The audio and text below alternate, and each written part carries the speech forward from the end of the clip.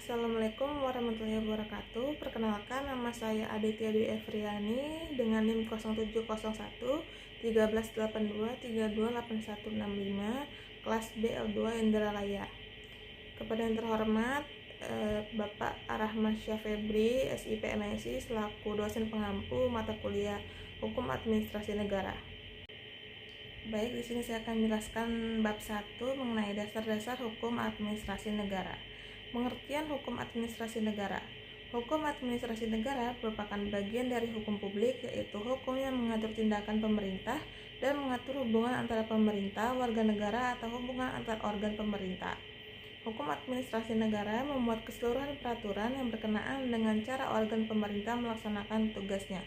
Jadi, hukum negara berisi aturan main yang berkenaan dengan fungsi organ-organ pemerintah.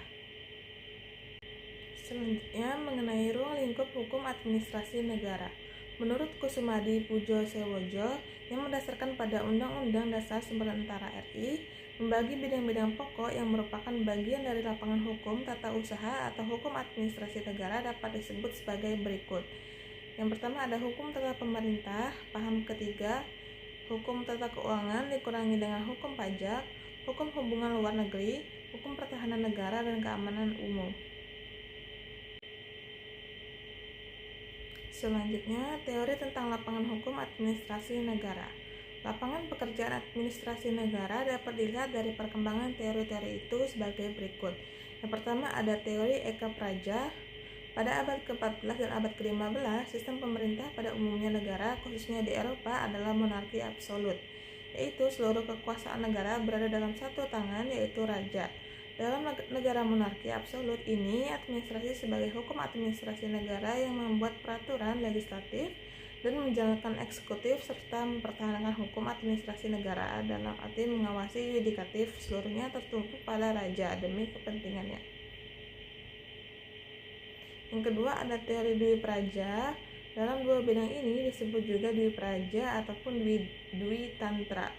Nawiaski dalam bukunya Algemein Staatsrecht membagi seluruh kegiatan negara hukum administrasi negara menjadi dua bagian, yaitu Normgebung yang itu pembentukan norma hukum beserta perundang-undangannya yang bersifat bebas dalam memiliki objeknya menurut keperluan, dan Normvollziehung atau fungsi eksekutif yang terikat pada norma-norma atau undang-undang yang harus dilaksanakannya. Nawiaski membagi Normvollziehung dalam dua bagian, yaitu pembagian dalam dua bidang ini disebut juga Dwi Praja ataupun Dwi Tantra. Nawiaski dalam bukunya Algemein membagi seluruh kegiatan negara hukum administrasi negara menjadi dua bagian, yaitu Rechtsverwaltung atau pemerintah hukum administrasi negara dan Rechtspflege atau peradilan. Yang ketiga ada teori Tripraja. Pada abad ke-17, John Locke dalam bukunya Two Treatises on Civil Government menguraikan pembagian kekuasaan bahwa kekuasaan negara harus dibagi menjadi tiga kekuasaan, yaitu sebagai berikut.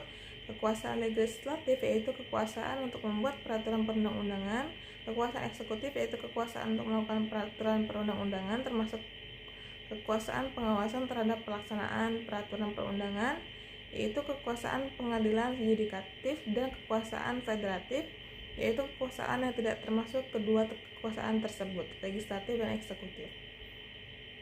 Yang keempat ada teori catur praja van Vollenhoven dalam bukunya yang berjudul On Track van het Administrative Recht pada tahun 1926 menguraikan mengenai teori sisa atau after teori yang membagi kekuasaan atau fungsi pemerintah menjadi empat, yaitu sebagai berikut: fungsi bestuur, fungsi politi, fungsi justitiel, fungsi pengaturan.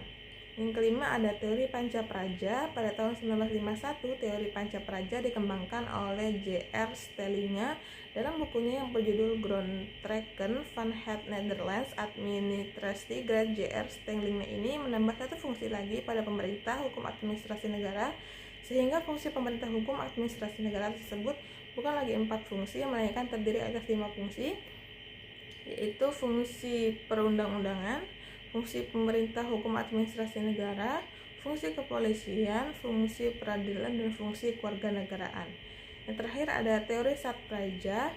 Teori Satpraja yang disampaikan oleh Wirjono Projodikoro didasarkan pada Undang-Undang Dasar 1945. Dalam teori ini, kekuasaan pemerintah hukum administrasi negara tidak lagi terdiri atas 5, melainkan 6 kekuasaan, yaitu fungsi atau kekuasaan pemerintah, fungsi atau kekuasaan perundangan, fungsi atau kekuasaan pengadilan, fungsi atau kekuasaan keuangan, dan fungsi keuangan hubungan luar negeri, serta fungsi atau keuangan pertahanan hukum, administrasi negara, dan keamanan umum.